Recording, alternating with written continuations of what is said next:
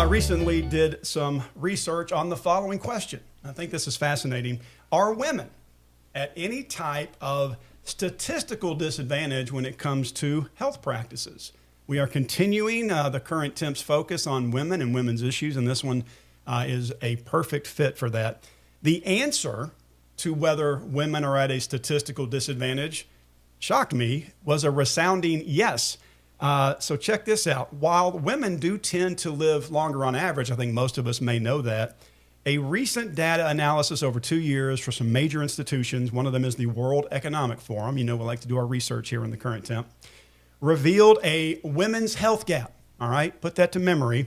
And what this showed was that women spend roughly 25% more of their lives in poor health or with a disability as compared to men. And so we definitely think that needs some attention. Here's something else. Did you know that in the world of women's health, we are currently witnessing a massive regulatory course correction? Humongous. And you're about to learn about it. All right. Hi, everyone. Welcome to the Current Temp. I'm Joey Solopek. I'm your host. I want to thank, of course, our fantastic partners, Lexus of Memphis, for helping make this all possible. We are also accepting applications for new partners and sponsorships. I'll talk about that at the end of the show. So if you're interested and you align with the things we talk about, we'd like to hear from you. But right now, let me welcome my guest to the Current Temp, Natalie Narrow of Trinity Health and Wellness. Natalie, thank you for being here. Glad to be here. I've got to tell you, as I was doing my research to have you here this week, I felt like a superstar was going to appear because everybody I talked to that knows you was like, oh, Natalie's going to be there. So very big deal. All right. Now, listen, let's start with this, a broad question. Mm-hmm. How many years have you been working with women in their health? I actually started in men's health and had men coming to me, and I was, trying to get them to feel better and get their hormones straightened out. And they would always ask me, is there anything for my wife? What can you do for my wife? And I started thinking, well, I need to start treating women too. I can't just do this just for men and not treat the wife too. We got to be on the same page in a marriage. So I'm out here just trying to save people's marriages, keep people engaged, but all in all, about 10 years. So you actually started with men's health. Yes. And this is probably a great place for me to jump into this because I feel ignorant even saying this. Men have hormones too. Absolutely. And we actually have all the same hormones. Okay. So this is going to be educational for me as well. We're going to get into that, but I want to start with this next point about the landscape changing, the regulatory landscape, and it has to do with what's known as the black box. Mm-hmm. And this was also information to me, but it's fascinating. So here's the deal, friends. The landscape for menopausal hormone therapy, and again, you know much more about this than me, but we're going to dive in, has changed more in the last 6 months than it has in the previous 20 years. Mm-hmm. Would you agree with that? I would absolutely agree. And it's because of the black box recall. So what does that mean? All right, so you can see my graphic up here. The black box recall is actually talking about the black box that is connected to the FDA's most serious safety alert designed to call attention to life-threatening risks, right? Mm-hmm. So for over 2 decades, and you already know all this, nearly all hormone therapy products carried a major black box warning. Absolutely. So it's almost a warning cry from the government saying, don't take it. Don't do this because of You're breast cancer, die. Heart disease, dementia. So what changed? Well, the FDA, in a landmark move, officially initiated the removal of these black box warnings. There it is. It just disappeared. And this was just in, I believe, November of 2025, mm-hmm. roughly. This is a direct effort to align medical labeling yes. with 20 years of updated science. Yes. And I feel like I'm talking to the right person because it sounds like you've been in that science, probably ringing the bell for some time. Yes. And now we finally got the government saying, we agree with you. Absolutely. Okay? If you can tell me in 30 seconds to a minute, why does this matter that black box was removed? Because women are suffering, were suffering so greatly. First of all, it was fear-mongering, right. A lot of it. Women were fearful to start hormones, so they suffered. If I had a dime for every time a woman told me, well, I've just been suffering through it, that is not acceptable. We should not have to suffer through things that whenever there are treatments and other things out there that can actually help us feel better and be normal human beings.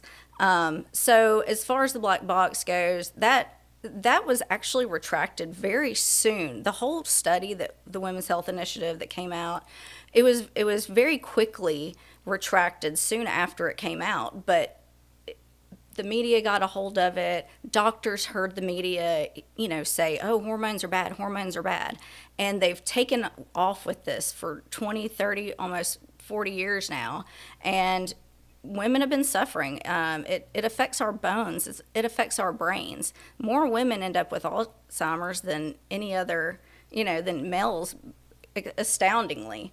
That and, osteoporosis and osteopenia. Why do you think women have to go get their DEXA scan or their bone density scan as soon as they turn 50, 55? It's because they start having bone loss. We have more hip breaks and more fractures. Okay. All right. Listen, you're saying stuff, and I keep thinking these are the questions I've got coming up. So, listen, let's do this. The removal of the black box, as you said, was intended to reduce that fear factor. Mm-hmm. We're now applying science. Mm-hmm. Had to feel incredibly justifying to someone in this field. Absolutely. And you probably love the fact that you've got people beginning to announce things have changed. Mm-hmm. I would think if I was in your shoes, my wife's shoes, anybody who is interested in this kind of field, you're finally seeing this come to light. Agree? Absolutely. Okay. Now, things like hormone therapy, and again, I'm learning as I even say this, I have deals with debilitating symptoms like hot flashes, bone loss, to your point, brain fog. But part of what you do as well is seeking to understand the why. And I got into a deep dive about this. You're not just trying to say, what's the problem? Here's a pill or a Band-Aid. Mm-hmm. Do you agree? Am I saying this correctly, that you're really trying to find out the why? And as you answer that, then we're going to jump into what is hormone replacement therapy. So tell me your thoughts on finding the why. Finding the why is huge. I mean, it depends on the woman's age. It depends on their health history in general. Do they have any autoimmune diseases? Do they have thyroid issues? What is their, nutrition and their exercise like? What are they, I even go back to as far as, were you breastfed or bottle fed? What is your gut microbiome? I mean, all of those things affect our hormones. Our hormones are the major chemical messengers of everything that happens in our body. So why would that not be important? Okay. So let's use that as a jumping off spot to talk about what is hormone replacement therapy. And before you even answer it, I'm a natural critic. When you spend 25 years in TV news, I'm jaded. I criticize and critique everything until I see some statistics. I know from firsthand experience, family, friends, they have talked about how their lives have changed because of this. So let's start with, what is hormone replacement therapy? Hormone replacement therapy is just making sure that our hormones are balanced. The world is very toxic that we live in. Gluten interferes with our hormones. Just how our municipal water supply is, there's still a ton of toxins. Chlorine and fluoride actually cover the hormone receptors on cells, and so your hormones that are trying to attach to the cell can't get the signal through. And so hormonal balance is really trying to, detoxify the body and make sure that our progesterone and our estrogen and our testosterone are all at levels that the patient feels good at. And it's all about the patient as far as that's concerned. I draw a ton of labs. I'm going to look at the labs, but I need to equate your symptoms to your labs and evaluate that, and then make decisions on which hormones need to be replaced. So let's dive into that, because you said some key things in there that caught my ear. It sounds like you're trying to focus on helping people feel better. Yes. Right. So what are some common problems you see? What's over the years? What do people come to you and say? Usually, I feel like I'm crazy. I don't love my husband. I love my husband, but I just don't want to touch him. I can't stand to hear him chew. I have, hair loss. My joints ache. My eyes are dry. I can't sleep at night. I toss and turn all night, and the wheels won't stop turning, and I'm exhausted during the day. Is that enough? Well, no, that's a lot. And so you're saying to me, these could all be related to a person's hormones. Absolutely. You said a lot of things there that caught me off guard. But, Men just use different adjectives. well, we use very few adjectives. We're not good. We're usually not emotionally available. And I am not a believer in that let's just rub some dirt on it. Sure. I don't. And that's an old school kind of common mentality. I think we're kind of growing out of it a little bit, men and women. But as we see not just bell ringers, but results, I'm starting to see more and more things I was not aware of, like all those things you just mentioned. Those are common familial issues that you're saying can be addressed. And you made this point earlier that some people come to you and just go, I just learned to live with it, but you don't have to. Is that right? Absolutely. No, you don't have to live with it. And I'm not saying I have all the answers, but when patients come to me, I let them have the floor. I let them tell me their story, and we try to figure it out together. This is very collaborative. This is why hormones aren't easy, too. This is also why a lot of doctors have kind of pushed it off. It's a journey, though, isn't it? It is a journey. It is Okay. absolutely a journey. I think I saw something you had written that I think was well said, that don't expect a one-stop, one-fix. It's more of let's figure this out together. Yes. Okay, what are some warning signs? If somebody is watching this and thinks, what should I be looking at? How do I know it's not something I should just live with? Am I a candidate to come talk to somebody about this? What's a warning sign? What would you say to look for? Not sleeping is one of the big ones. Of course, hot flashes, night sweats, and we sometimes use those as the same thing, but it's a hot flash and a night sweat are two very different things. Okay. Any woman who's had a night sweat, they've been uncomfortable at night, but a hot flash is you feel this burning in your gut that shoots out of your head. And Okay. anxiety can bring that on, and along with the fact that a hot flash can bring on anxiety. So most women come in, they've seen a few doctors, they're anxious, they're depressed, they feel like they're not vital anymore. And that's typically what I hear. The anxiety and the depression are real because they start feeling like it really is in their head, and it's not. Okay, so what's the age demographic? Honestly, I'm seeing it younger and younger. Perimenopause, we typically say starts. And define perimenopause. Perimenopause is before menopause. And Okay. I kind of hate these words a little bit. I don't like titles. I think we fall into a trap with diagnoses. But with perimenopause, it just means a time before menopause. Okay. And also hormonal imbalances as well there.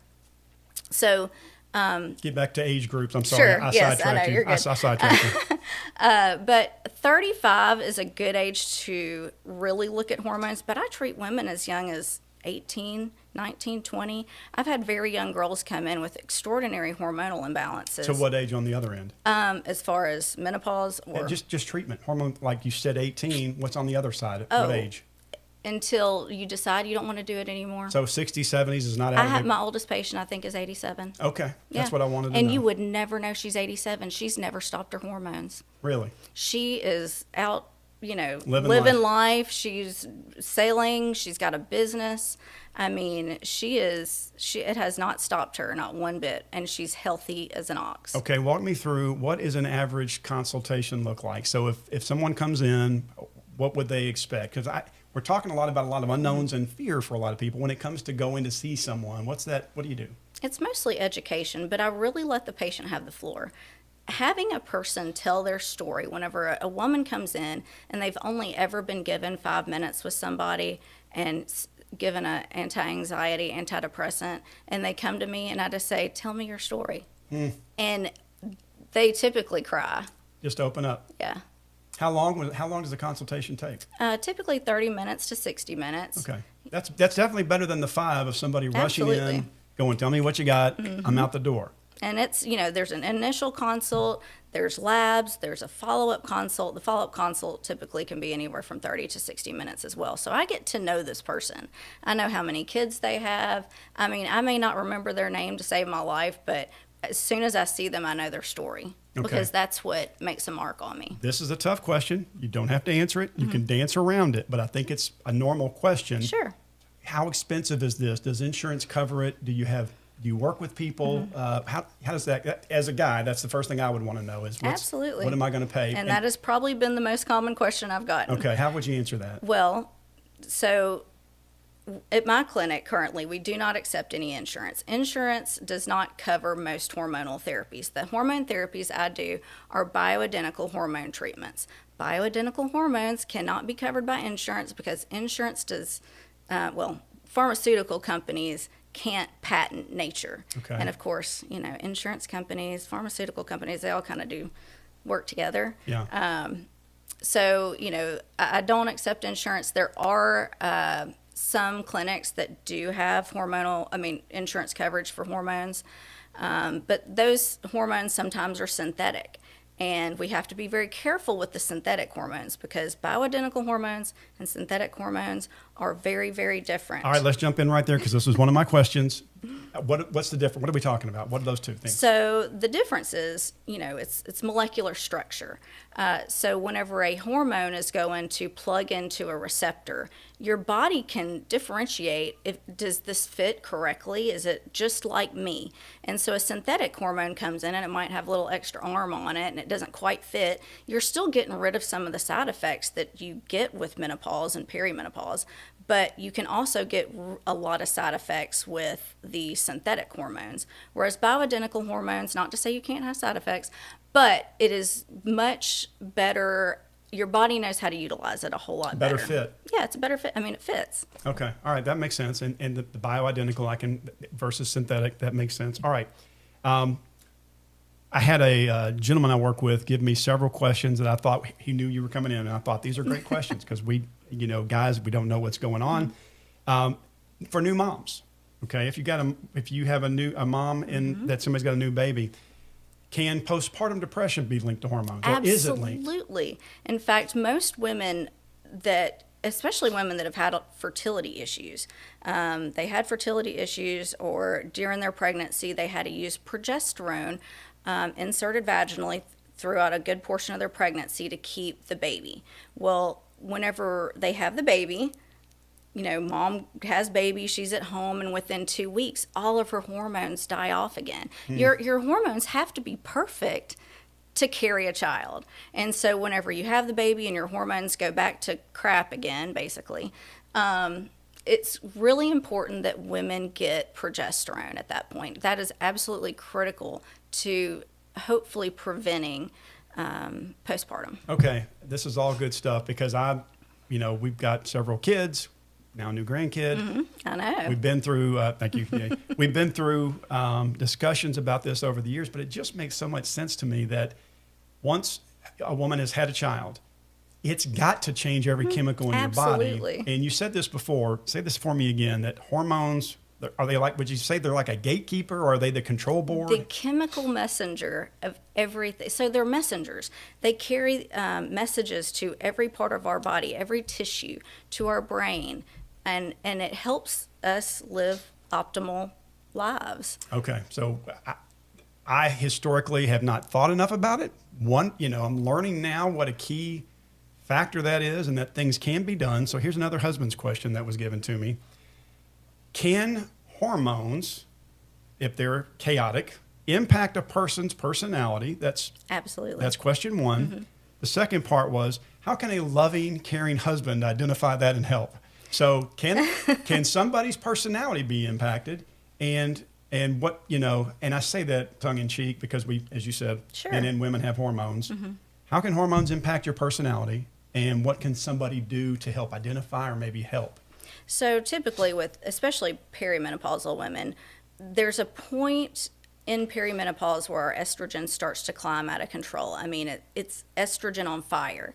And the more estrogen, the higher it gets, the more belly fat we put on, the more irritated we become. We just, it makes us... Why are you looking at me when you say that? Because I feel like you're identifying me specifically. No, it just makes us it's really... very judgmental. No, I'm just kidding. Go ahead. I know. No. But women will come to me and go, if I hear my husband chew or breathe one more time, I'm going to suffocate him in his sleep. Women, we love our husbands. What if your wife woke up and said, you're doing a lot of sniffing in the morning? What if, I'm just throwing that, I'm not saying that has occurred recently. No, go ahead. So women are saying, It's making me crazy. Well, sometimes it's estrogen. Many times it's estrogen, but estrogen out of control makes us cranky. And that's with no progesterone. So progesterone actually helps ice estrogen a little bit and put it in its place. And if you don't have enough progesterone, why would your estrogen not be out of control? And then our testosterone is typically completely tanked. Right. And that has a lot of impact as well. Man, whenever we get testosterone, if we were given, I always tell people, if I was given testosterone at 20, I'd be a billionaire, because it makes you sharper. It makes you easier. I mean, we think that it's going to give you roid rage or something like that, but the right amount of testosterone actually makes you a little bit more easy. It kind of relaxes you and where you go, you know what, that sucks, but I'm okay because my testosterone's good. I like as much chill in my life as I can get. Absolutely. And women we don't, that's not how we operate. So, and did I hear you say this is something that affects men and women? Absolutely. So what, you focus on women, what should a guy do?